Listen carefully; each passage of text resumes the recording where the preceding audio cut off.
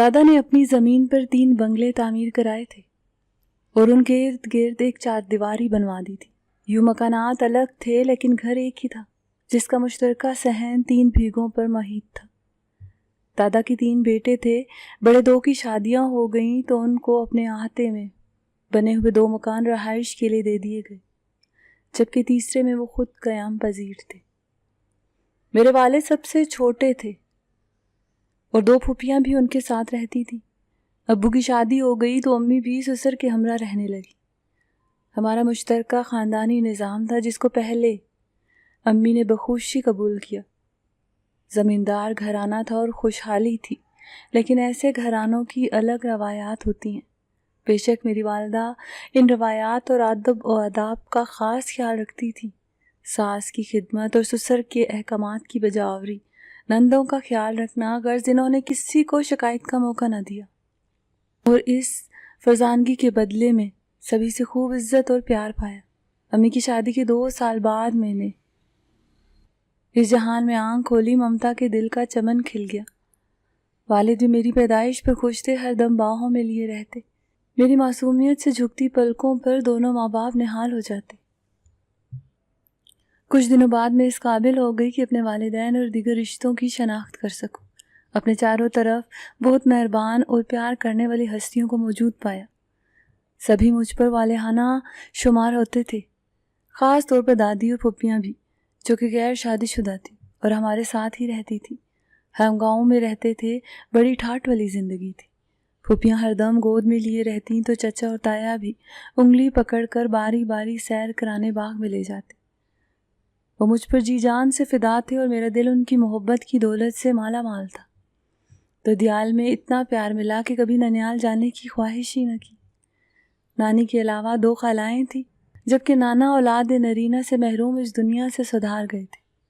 میرے لیے ننیال والے کوئی کشش نہ رکھتے تھے، کبھی یہ لوگ ملتے بھی تو ان کے پاس نہ جاتی، جیسے کہ وہ میرے لیے اجنبی ہوں۔ دادا کے گھر میں اتنا پیار مل گیا کہ کسی اور سے پیار کی ضرورت نہ رہی۔ ابھی چھوٹی سی تھی کہ والد اور ان کے بھائیوں نے میرے روشن اور تابناک مستقبل کے لیے منصوبہ بنا لی۔ وہ مجھے اعلیٰ تعلیم دلوانا چاہتے تھے، جبکہ ہمارے گاؤں میں لڑکیوں کو پڑھانے کا رجحان نہ تھا، لیکن وہ اسی سحر کا انتظار کر رہے تھے جب میں پڑھ لکھ کر ڈاکٹر بن جاؤں اور خاندان کا نام روشن کروں۔ گھر پہ ایک اعلیٰ تعلیم یافتہ ٹیوٹر خاتون کا انتظام ہو گیا جو مجھے پڑھانے آتی تھی۔ کس کو خبر تھی کہ ایک شام ایسی آنے والی ہے کہ جس کے بعد سحر ہمارا مقدر نہ ہوگی۔ زندگی کا سفر تو پہ ہمیں رواں دواں رہے گا، منزل کبھی نہ مل سکے گی۔ جسم و روح کا تعلق تو قائم رہے گا، لیکن اس میں خوشی کی ذرا بھر رمق نہ ہوگی، اور میری ماں کی زندگی ایسے پھول کی مانند ہو جائے گی جو کھلتے تو ہیں مگر زیست کی کتاب میں مقید ہو کر رہ جاتی ہیں۔ اس میں قصور کسی کا نہ تھا، قصور خود میری والدہ کا تھا۔ کہنے کو انہوں نے بڑی خالہ کے اکسانے پر خود کو بدبختی کے حوالے کیا، بس ایک ہی رٹ ان کی نوک زبان پر رہی: میں مشترکہ خاندانی نظام میں اب نہ رہوں گی، مجھے تو بس علیحدہ گھر چاہیے۔ جن دنوں میں 7 برس کی تھی، نانی امی نے اپنے گھر کی مرمت کرانے کا فیصلہ کیا، کیونکہ مکان کافی بوسیدہ ہو چکا تھا۔ نانا کی وفات سے ابھی تک اس کی مرمت نہیں ہوئی تھی، لہٰذا ساری عمارت کو ٹھیک ٹھاک کرانے کی ضرورت تھی۔ نانی اور خالہ کچھ دنوں کے لیے ہمارے گھر رہنے آ گئیں تاکہ مکان مرمت کے مرحلے سے گزر سکے۔ یہ لوگ پہلے بھی کبھی کبھار آتے تھے، 2-4 گھنٹے کو امی سے مل کر چلے جاتے تھے۔ وہ امی کو اپنے گھر میں خوش و خرم پاتے تو مطمئن ہو جاتے۔ اس بار وہ زیادہ دن رہنے آئے تو ہمارے روز و شب ان پر کھل گئے۔ ہمارے خاندان کی تو روایت تھی کہ سب سے گھل مل کر رہتے تھے، اور بہو کو سسرالی رشتوں کا لحاظ حفظ مراتب سے کرنا ہوتا تھا۔ والدہ یہ فرض نبھا رہی تھیں، بدلے میں پیار اور تکریم پا رہی تھی۔ وہ تو خوش تھی اپنی زندگی اور طرز زندگی سے، لیکن بڑی خالہ کے لیے سب کچھ اچنبھے کی بات تھی۔ انہوں نے آہستہ آہستہ امی کے کان کھانا شروع کر دیے: ارے بھائی پاگل ہو تم، کیوں ساس کے آگے نوکرانی بنی ہوئی ہو؟ جیڑ چٹانیوں کے لیے اٹھ کر کھڑی ہو جاتی ہو اور خادماؤں کی طرح کورنش بجا لاتی ہو۔ نندے کوئی مہمان ہے جو ان کے لیے پکاتی ہو؟ سسرالے رشتے دار کنبے کے کنبے آ جاتے ہیں اور ان کے لیے کھانے کا انتظام کرتے کرتے ہلکان ہو جاتی ہو۔ ارے بھائی تم ایک آزاد اور خود مختار فرد ہو، یہ کیا سسرال والوں کی مہمانداری میں پھنسی ہوئی ہو؟ یہ سب اس مشترکہ خاندانی نظام کا روگ ہے۔ اپنے شوہر پر دباؤ ڈالو کہ تم کو الگ گھر لے کر دے اور تم ان لوگوں سے علیحدہ ہو جاؤ تاکہ اپنی مرضی سے اٹھو بیٹھو، اپنی مرضی سے کہیں آؤ جاؤ، چلو پھرو، بھلا یہ کوئی زندگی ہے؟ صرف والدہ ہی ساس، نندوں اور جیٹھ جٹھانیوں کا خیال نہیں رکھتی تھی، وہ سب بھی تو میری ماں کا خیال رکھتے تھے۔ ان کی ایک فرمائش پر بھاگ دوڑ کرنے لگتے تھے۔ نندیں اپنی اس بھابھی کے بغیر لقمہ نہ توڑتی تھی، سبھی کام میں ایک دوسرے کا ہاتھ بٹاتے تھے اور ملازمائیں الگ تھیں، لیکن خالہ کے ذہن میں شاید یہ تھا کہ سب مل جل کر اور مل بانٹ کر نہ کھائیں، بلکہ امی الگ تھلگ پکائیں اور سب سے چھپ کر کھائیں۔ گھر میں کسی شے کی کمی تھی جو وہ ایسا کرتی، ہر شے ڈھیروں آتی، خدا نخواستہ اگر کمی ہوتی بھی تو یہ لوگ ایسے نہ تھے، یہ خاندانی لوگ تھے، اور کھانے پینے کے معاملے میں تو اس وجہ کے تھے کہ اپنے منہ کا نوالا دوسروں کے آگے دھر دیتے تھے۔ مہمان نوازی ہی تو ان کا طرح امتیاز تھا۔ کہتے ہیں کہ پانی کی ایک بوند بھی مسلسل پتھر پر پڑتی رہے تو اس میں شگاف ڈال دیتی ہے۔ خالہ کی ان باتوں نے بالآخر امی پر اثر کرنا شروع کر دیا اور وہ اپنے جیون ساتھی سے علیحدہ اور سسرال سے دور رہائش اختیار کرنے کا مطالبہ کرنے لگی۔ خواب اگر حقیقت کا روپ دھار لیں تو انسان کا من کسی انجانی خوشی اور سرمستی کے گیت گانے لگتا ہے، لیکن اگر حقیقت خواب بن جائے تو سوائے پچھتاووں کے کچھ نہیں رہتا۔ کہا جاتا ہے کہ انسانی تقدیر کا فیصلہ لوح قلم پر محفوظ ہو جاتا ہے، لیکن بعض اوقات جذباتی فیصلے بھی تو عمر بھر کا روگ بن جاتے ہیں۔ میری ماں بھی اپنے جذباتی فیصلے اور انا کی بھینٹ چڑھ گئی۔ وہ اگر سسرال سے علیحدہ ہو جانے کی اس قدر ضد نہ کرتی تو شاید ان کی زندگی میں جگمگانے والی روشنیاں کبھی بھی اندھیروں کا روپ نہ دھارتی۔ ان کی آنکھوں میں بڑی خالہ نے نہ جانے کون سے ایسے خواب بھر دیے تھے کہ انہوں نے اپنی محبت کا تاج محل ان خوابوں پر قربان کر دیا۔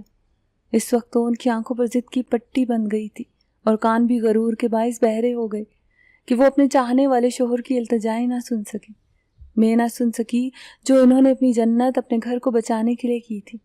ابو نے واقعی بڑے جتن کیے کہ وہ اپنا خوبصورت آشیانہ جو بزرگوں کی دعاؤں سے بنا ہوا تھا اجڑنے نہ دینا چاہتے تھے۔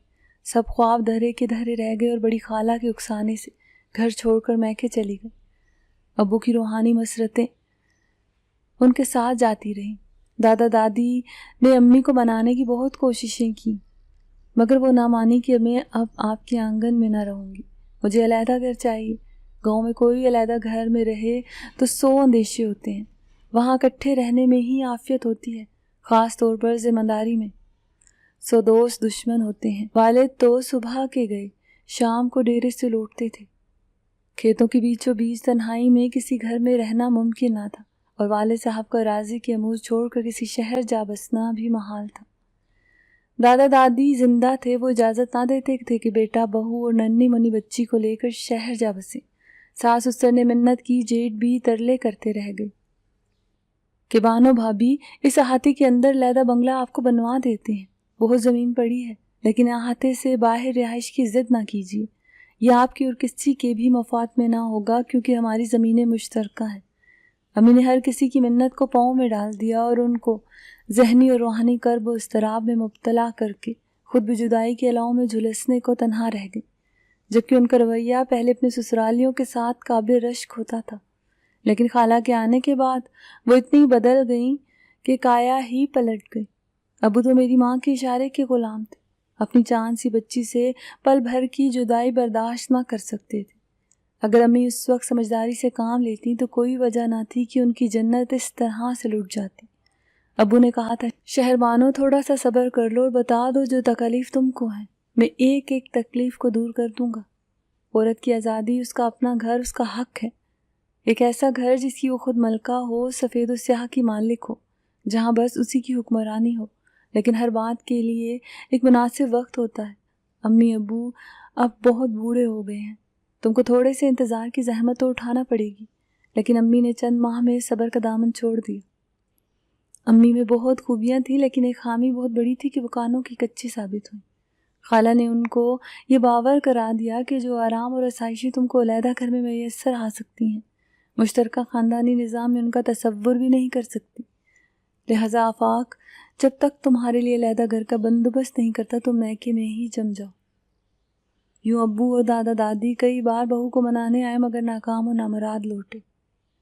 خالہ امی کو اکساتی کہ ساس کو ایسا کہو ویسا کہو، نندے لینے آئے تو یوں جواب دینا، خود شوہر کے سامنے ان کی بہنوں میں کیڑے نکالنا، جبکہ دادا کے بیڑے میں تو بیٹیوں، بہوؤں اور بہنوں کی بے حد عزت کی جاتی تھی۔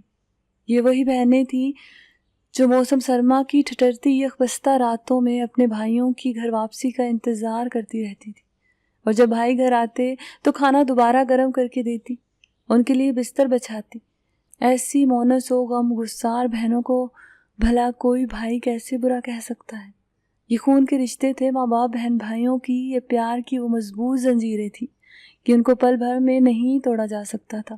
بڑی خالہ تو اس حقیقت سے بالکل نابلد تھی کہ گاؤں میں مل جل کر پیار سے رہنے والے کو کس قدر محفوظ خیال کرتے ہیں۔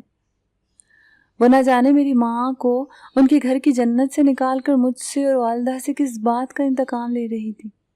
یہ وہی بہن تھی جو باپ کی وفات کے بعد اپنی ماں اور بہنوں کا بوجھ اٹھانے کے لیے شادی سے انکاری ہو گئی تھی۔ خود اپنے ہاتھوں سے اپنی چھوٹی بہن میری والدہ شہربانوں کو دلہن بنا کر رخصت کیا۔ وہی بہن آج امی کو سمجھانے کی بجائے نامعقول بات پر ان کی ہمت افزائی کر رہی تھی۔ ایک غیر شادی شدہ لڑکی کو اس دعاجی زندگی کے نشیب و فریز کا بھلا کیا علم ہو سکتا ہے؟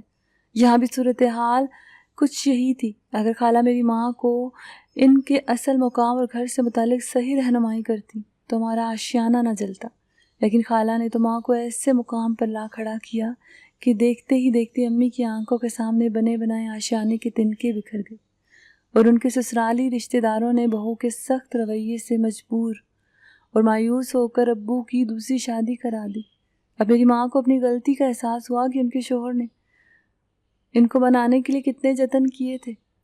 ہر بار بڑی خالہ آڑے آتی رہی، بالآخر میری ماں کی قسمت میں سوتن اور طلاق لکھتی گئی۔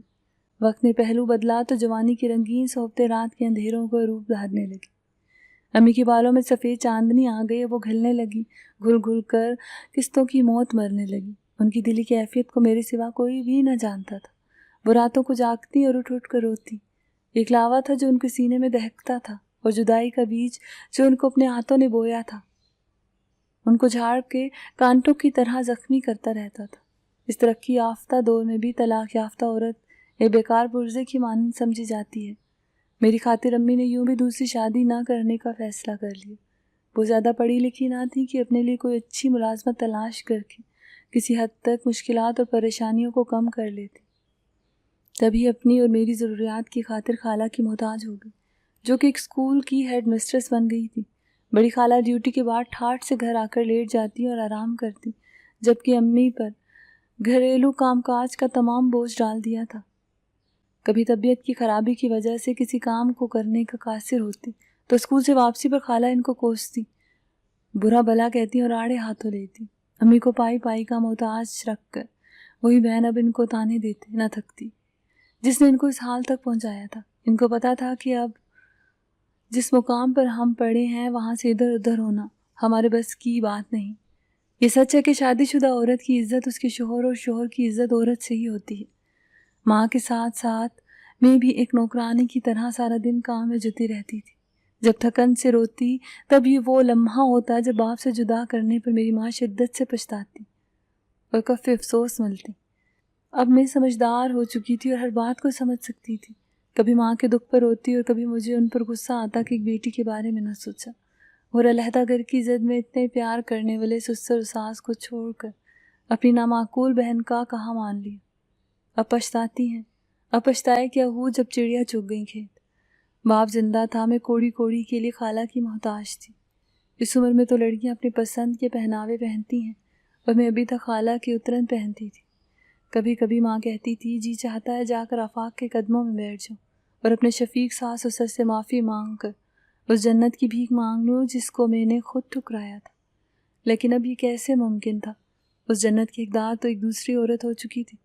وہ سوتن بھی قبول کر لیتی، لیکن طلاق، یہ دیوار تو ناقابل عبور تھی۔ وقت محو پرواز رہا، اور پھر ایک دن میرے لیے ایک کلرک کا رشتہ بھی خالہ جان نے ڈھونڈ ہی لیا۔ کون سا انتظام کرنا تھا، کون سا جہیز دینا تھا۔ واقعی انسان اپنے مرکز سے ہٹ کر قدر و قیمت کھو دیتا ہے۔ آج اگر میں اپنے والد کے گھر ہوتی تو اچھے سے اچھا رشتہ میرا مقدر بنتا، لاکھوں کا جہیز ملتا، اور پھر میری رخصتی کا روز آ گیا۔ ہمسایوں تک کو معلوم نہ تھا کہ شہربانوں کی بیٹی بیاہی جا رہی ہے۔ چند لوگ آ کر مجھے بیاہ کر لے گئے۔ رخصتی کے وقت دل جیسے منتظر ہو کر دوست شفیق اور پیارے ہاتھ میرے سر پر رکھ کر کوئی مجھے کہے گا، بیٹی میں تیرا باپ آ گیا ہوں تجھے رخصت کرنے اور دعاؤں کی چھاؤں میں الوداع کہنے۔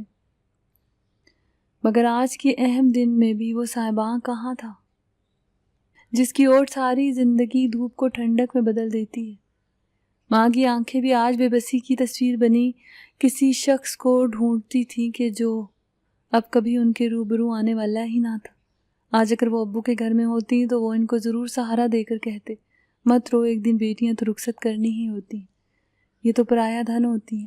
مجھے یقین ہے کہ اس سے ابو خود چپکے روتے مگر امی کو نہ رونے دیتے، ان کو تسلیاں دیتے اور یہ ایسے نڈھال اور تنہا نہ ہوتی۔ ماں کو ایک ٹوٹی ہوئی ٹہنی کی طرح دہلیز پر جھولتے دیکھ کر میں نے وقت رخصتی اپنے دل سے یہ عہد کیا کہ میں کبھی بھی ماں کی طرح اپنے شوہر سے ایسی ضد نہ کروں گی جو گھر اجاڑ دے۔ ان کو بھلا علیحدہ گھر کی ضد میں ہی اپنے اصل گھر کو کھو دینے سے کیا ملا؟ ایک خواب کی طرح ملی ہوئی خوشیوں بھری تعبیر کو کھو دینا کون سی عقل مندی ہے؟